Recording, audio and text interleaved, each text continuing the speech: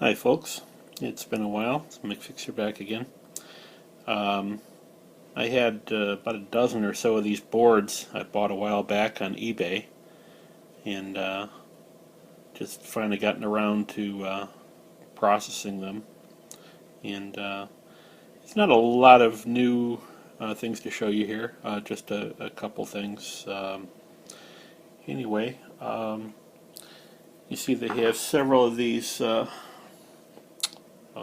tantalum capacitors on the board. There's actually 8 of them, some down in the corner and so forth. I'm going to go ahead and remove those and save them.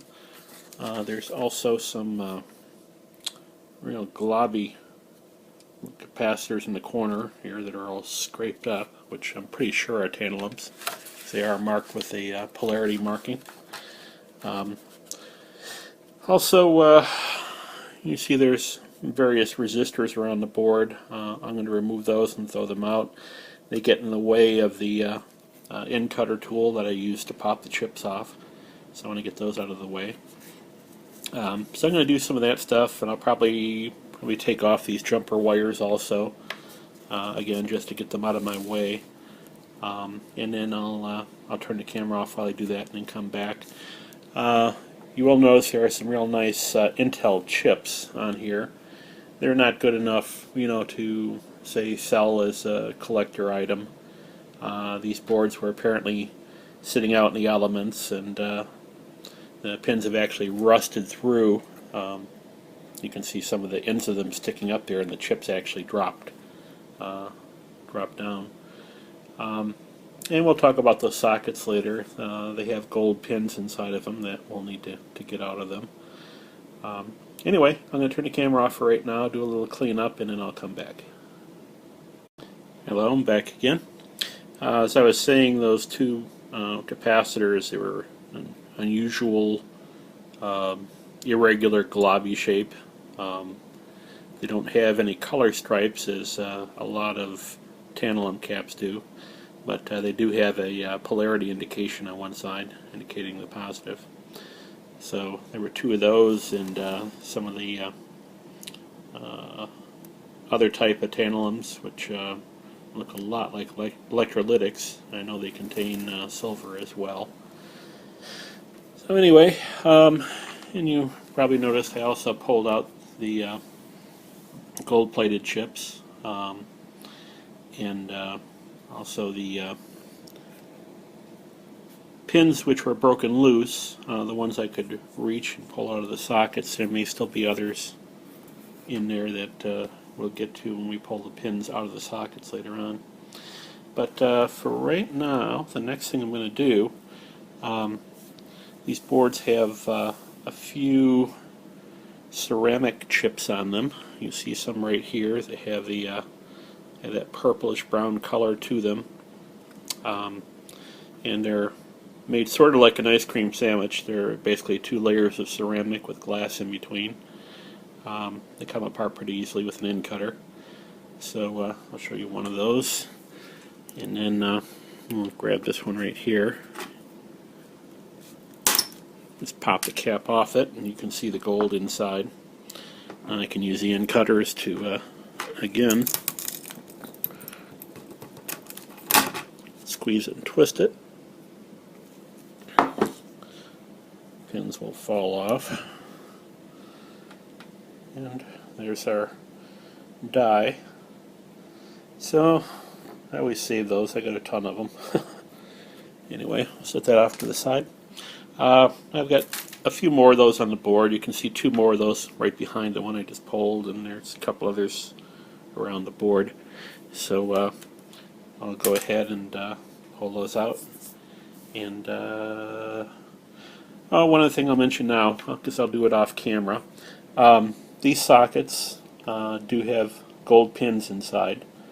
It would be nice if I could leave, basically there's like a cap on top of the socket, which you really can't tell. Let me go ahead and pull one. Just kind of get underneath the edge of it. And there's sort of a cap built into the socket. And so I'm sure to retain the pins before the sockets get soldered into the board. Of course, they're not necessary after it's been soldered in. And actually, I don't know if you can see that on the camera or not. There it is. I just pulled another pin out of there that was down below the surface. I couldn't grab it before. So it'd be nice if I could leave those on and use the end cutters to twist those sockets off, but I do have a pair of end cutters that are big enough to do that. Of course, I would have to find some way to clamp the board down, and I don't have a real workbench to work on. So I'm going to do an alternate way. We'll actually cut the end pieces on the sockets, both sides, take out that little bar and the little bar at the other end, and then basically we'll be able to break the socket in half, take off the outer half. Well, there's another little pin sticking out in that corner. And then once we break off that piece, then we'll break off the other piece. So I'll go ahead and get those ready also off camera, and I'll be back. Okay, back again. First thing I'm going to show you my mistake. I also popped the cap off this smaller socket. I'm not sure what that is offhand, 20 pin I think. Anyway, I should have actually left that one on because it's small enough I can hold the board and just twist it off in one piece, but if I do that, as these pins separate from the stem below them, they're going to pop off and fly all over. So what I'm going to do is actually something I was going to do on those bigger sockets later anyway. Let's put a piece of tape across it and twist it off. Okay. And that maintained all the pins for me. So now what I can do, don't necessarily want them sticking to the tape, although it's not a big problem if they do. Okay, it came off pretty clean. Let's get that out of the way for the moment. So I'm just going to turn out everything I can into my hand here. And you see most of them came out. We did pretty good. We've got, looks like 6 pins still in there that didn't come out. So I've got a bunch of these saved up in a bottle over here. Just going to add them to that. And I won't bore you with the details, but basically what I do on these sockets, if I have the pins like that that won't come out, usually there's a little bit of a mashed end, or enough plastic, or I'm sorry, the metal's deformed a slight bit, and that's why they didn't come out. If I have to, I'll put them down on a board and press on the back side just to get them level, and then I actually use the point of the cutters and press them a little bit. Or you can use a standard, push pin, help push them out. That's easier to do once you've got them down flush though, so you're not hitting the end and bouncing off to one side or the other. So I'm just going to set that aside for now. I'll get those out of there later. I'm sure you're not concerned about that.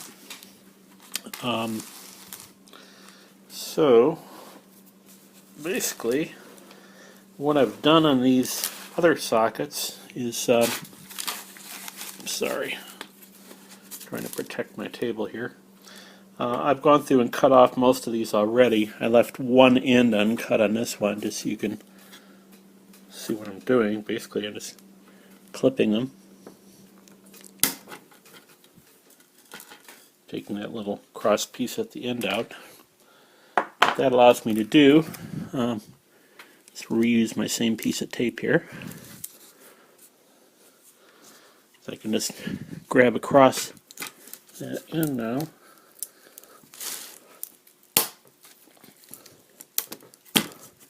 Ah, crap. Okay. It's hard doing this behind the iPad, especially when I'm trying not to knock it over. I'll get another piece of tape on there.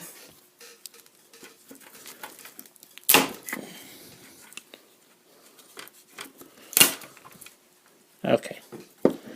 Well, it's not normally the way they go. Usually I'll grab it, and first time I bend it, it pops, breaks loose, or partially loose, and then I just work it back and forth a couple times.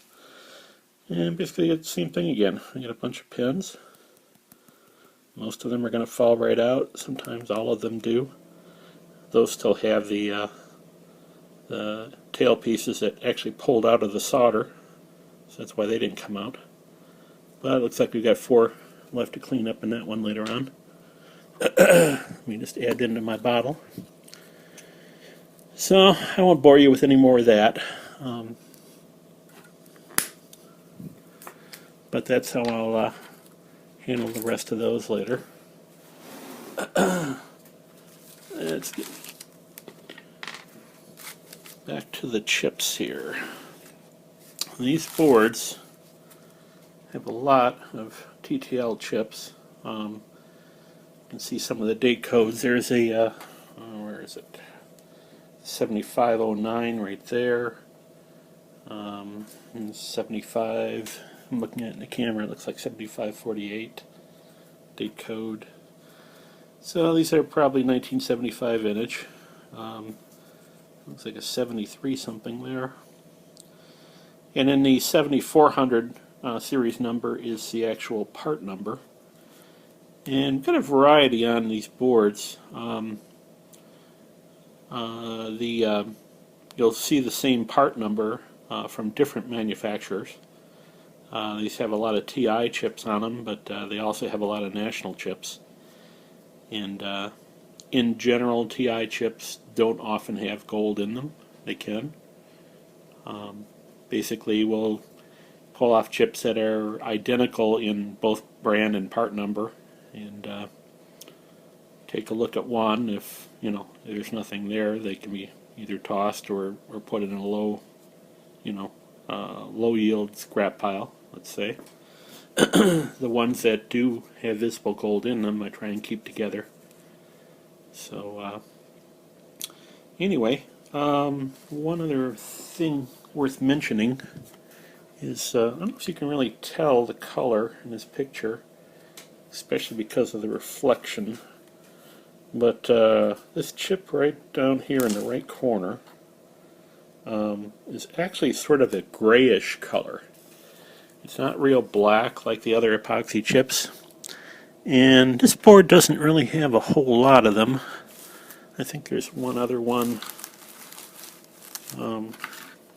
up over here that looks like it might be gray. And those type of chips, for whatever reason, are pretty much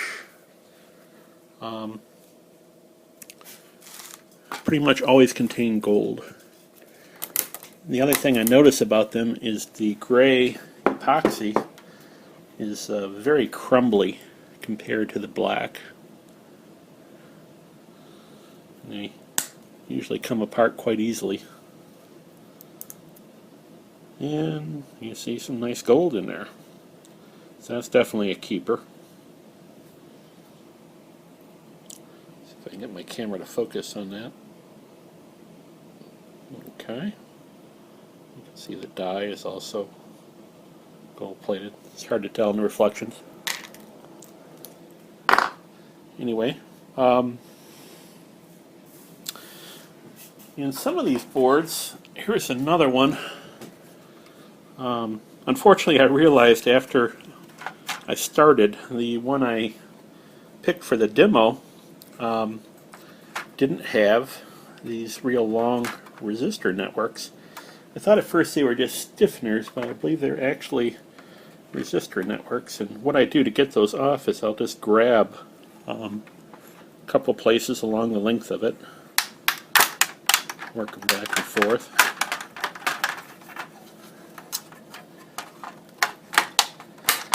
And they break off pretty easily. Oh, that's what that looked like, by the way. So, some sort of a plastic coating. But what you'll notice on this board is it's got quite a few of these gray colored chips. And I think you can definitely tell the difference in color here now. The black, the gray, gray there, black again. and you're going to find these are probably exactly the same. Let me pick a different. Well, I don't think that's the same one I picked on the other board, so go ahead and pull it.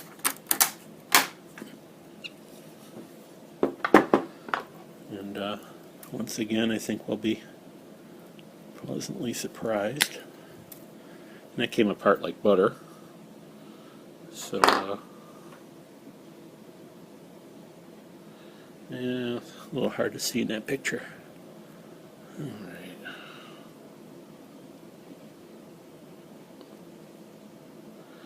Yeah, this one's just not showing up very good. The part of it is the whole thing is it's gold plated. On some of them, you can see a definite delineation between the part that's silver colored, whatever metal it actually is, tin, and then the gold plated portion. But these are actually gold plated the whole length inside the chip. So again, it's definitely a keeper. What I normally do on these, since they do come apart so easily, is I'll actually remove the pins from the plastic and throw out as much of the plastic as possible, because any of that plastic you save is going to have to be burned off later before you can process the pins. So anyway, I think that's all I wanted to show you on this board. It's got basically the same chips and everything. I don't know why, but for what reason, but each one of these boards had one of these chips with the silver colored traces, which I'm led to believe are palladium. I don't know that for a fact. But you'll also see this board has a different type of sockets, which is the other reason I didn't use it for the demo. These are the Agat sockets with machined round pins. And usually what I do with those, after I get the chips out, I'll put a screwdriver under the center, work it along, and actually crack it in half. And then you can just bend each half back and forth and snap them off. Getting the pins out of the socket later is a little more difficult, especially on these. On the black type, it's a softer plastic, and you can usually push the pins out more easily. On these, they tend to deform and collapse. So, but we'll get that board out of the way, and let's see, what else was I going to show you? Oh, not too much left here, really. We already took off half of this socket. I'm going to grab another piece of tape here. Sometimes you can reuse the tape if you don't tear it up. Use it for the next one. But you do have to maintain a good grip on the socket, because it wants to slip off. And of course, I normally also don't do this until I've already removed all the chips. That's my other mistake here. Because that chip behind it was getting in the way of the tool. So I'm going to peel this tape off. That cutter actually cut through the tape. No biggie. Okay. And you can see all of our pins still in the socket. See how we did on this one. We got all but 2 on that one. So, again, one's being held in by the rest of the pin behind it. Those are actually the easy ones to get out, because you can usually grab the pin and push it.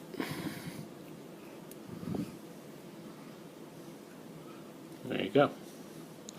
So, once again, I'll clean that up later. Don't need to waste your time on that. Okay, one other thing I forgot. I'm backtracking a little bit here. I had mentioned something about the different brands of chips on the board. You can't always rely on different brands of the same chip having gold or not having gold.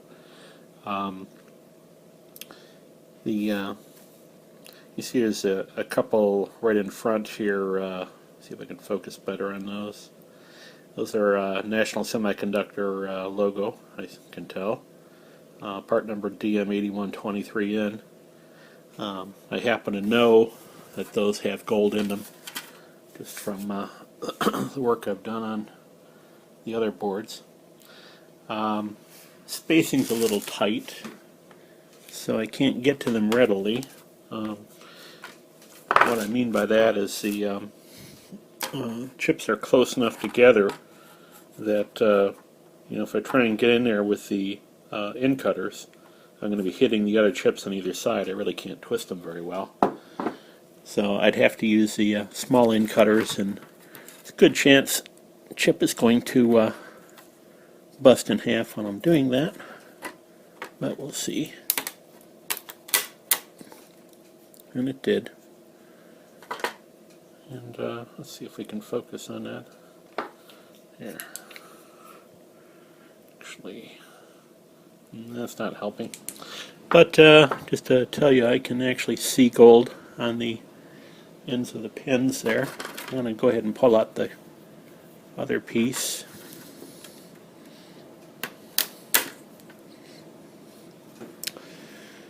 So, I mean, you will, if you're working with, multiple boards that are exactly the same,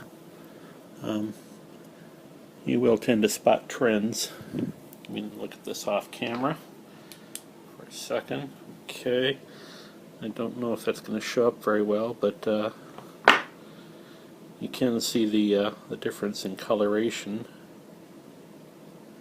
at the upper ends of those pins. The gold inside these chips sometimes tends to be sort of a reddish color.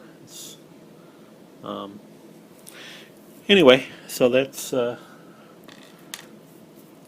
definitely worth keeping. Okay, well, things aren't working out exactly the way I thought they would.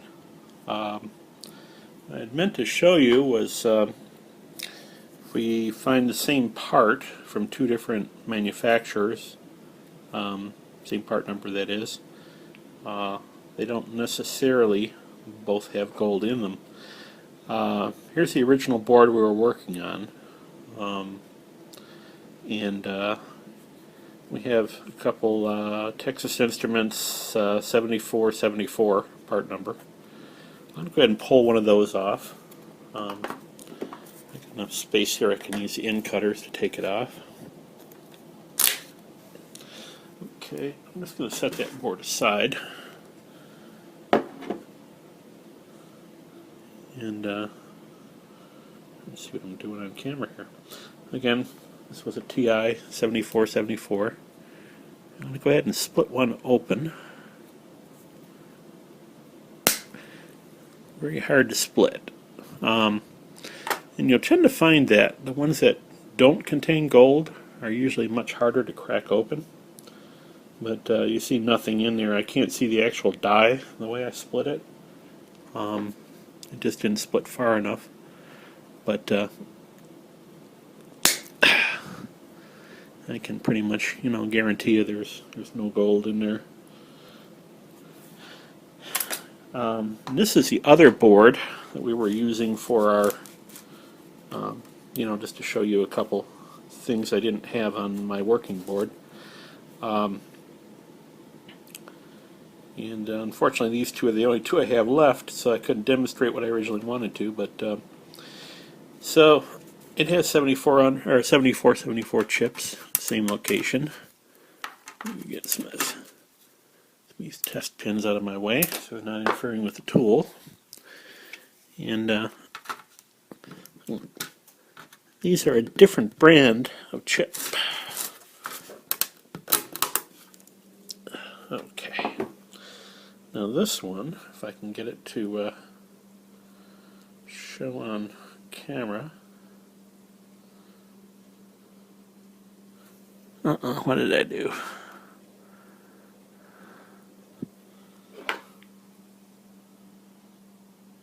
Okay. Well, it's a 7474, but it's a different brand. It's actually marked sideways on the chip for whatever reason. And I'm not really sure what brand it even is. I had seen a national chip on there I meant to grab, but looks like I accidentally grabbed a different one. Anyway, there you go. There's gold. And again, same part number, 7474, but it was made by a different manufacturer. And it's got gold in it. And what I've found on most of these boards is certain part numbers, you'll see the same chip. Okay, that's one I was originally looking at. These are also 7474s. And they have the National Semiconductor logo on them.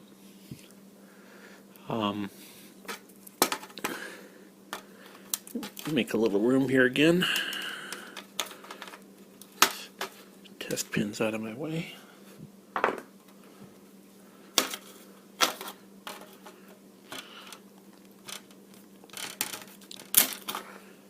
Okay.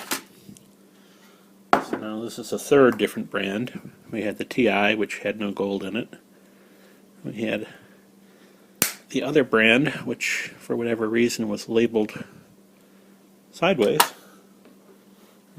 Rather than being along the length of the chip, it was across it. And once again, you can see there is gold in there. If I can focus on it. Okay. So, when you're comparing the chips on the board, you do want to, once again, match both the part number and the brand. And all the ones that are identical, you can assume also have gold in them. Only other thing here is, once I get all those done, our gold edge connector.